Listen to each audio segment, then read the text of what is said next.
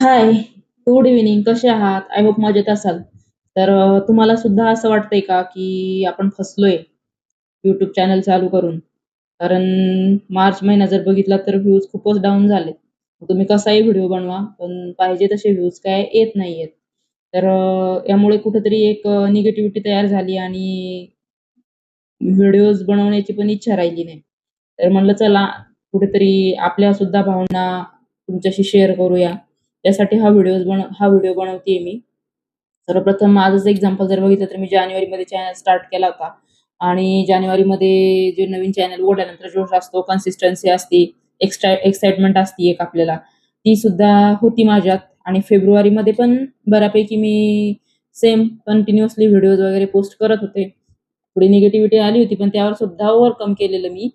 तर जसा मार्च चालू झाला आणि व्हिडिओज जसे काही डाउन जात होते, व्ह्यूज येत नव्हते. त्यामुळे खूपच जास्त निगेटिव्हिटी आली होती. नवीन फोन घेतला, माईक पण घेतला, पण काही इच्छाच होत नव्हती शूट करण्याची. मग एक विचार आला, की जो माइंडसेट माझा झालाय, तोच इतरांचा सुद्धा झाला असेल, जे नवीन क्रिएटर्स आहेत.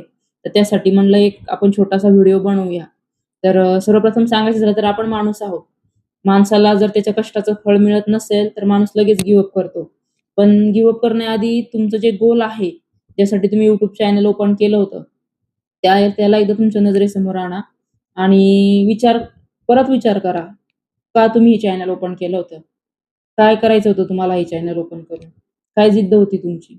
आणि पुन्हा एकदा नव्याने काम करा. कारण कसं असतं, जसं उन्हाळा लागल्यानंतर झाडाची पानझड होती, तशीच एक YouTubeच्या बाबतीत सुद्धा आहे. तो फेज असतो एक.